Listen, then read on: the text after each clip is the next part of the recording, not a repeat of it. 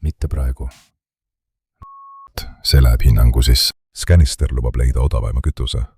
Üks diisli hind on siin 95,9 senti liiter. Kas see on leid või ajalooline dokument? Vaatame. Nii, avalehel on kaart ja tanklate nimekiri.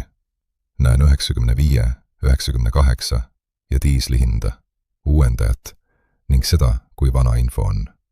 Kuressaare Neste hindu uuendati 6 tundi tagasi. Mitme järgmise tankla juures on punane märge väga vana. Õige, vana hind peabki vana näoga olema. Valin diisli ja 25 kilomeetri raadiuse. Rakendus ütleb, et vastavaid hindu ei leitud. Samal lehel on diisli hinnad täiesti olemas. Asukoha luba ei ole. Siin peaks Scanister ütlema, et luba asukoht või vali linn. Praegu on tanklad olemas. Kasutaja lihtsalt ei asu rakenduse teada mitte kusagil. Avan Neste Express Kuressaare. Detailis on hinnad, navigeerimine ja säästuvõrdlus lähiümbruses. Lähiümbrusse kuuluvad siin Neste Pärnu ja Krooning Risti. Nojah, võrdlus kasutab kaardil nähtavat ala. Kui kaardil on terve Eesti, muutub ka lähiümbrus riiklikuks projektiks. Diisli võrdlushind on 0,959 eurot. 60 liitri pealt lubatakse säästa 57 eurot ja 60 senti. Arvutus ise on õige. Sisend vajab järelevalvet. Võrdluse juures peab näitama hinna vanust, kaugust ja kinnituste arvu. Väga vana või piirkonna tavahinnast poole odavam number ei tohiks kohe säästulubaduseks saada. Kaart töötab, aga Eesti vaates on markereid nii palju, et tanklad on korraldanud üldkoosoleku. Koondage markerid piirkondadeks ja näidake hindu siis, kui kasutaja lähemale suumib.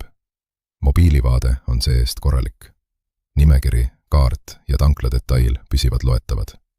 Abileht selgitab värskusmärke, hinnavalvurit, kogemuspunkte ja isegi seda, et hinda ei pildistata autoroolis. See on hea. Mõnele kasutajale tuleb turvanõue kirjutada enne kasutusjuhendit. Oot, vaatame, mis taustal toimub. Põhirakendus on tehtud Flutteriga.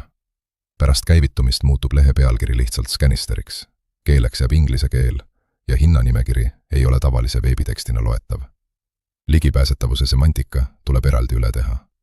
Konsoolis kordub reCAPTCHA 400 vastus ning Google Maps tahab vana markeri asemel uut lahendust. Põhivaated ja andmed töötasid. SEO on aga üllatavalt korralik. Eraldi kütuse ja linnalehtedel on sisulised pealkirjad, kirjeldused, kanoonilised aadressid, saidikaart ja struktureeritud andmed. Ka tundmatu aadress tagastab päris 404. Ma märgin selle positiivse asjaoluna üles. Kokkuvõttes on Scanister kasulik ja telefonis täiesti kasutatav. Kõigepealt parandaksin asukohata otsingu ning laseksin säästuarvutusse ainult värske ja piisavalt kinnitatud hinna. Mõte 8. Teostus 7. Kontrollitavus 6.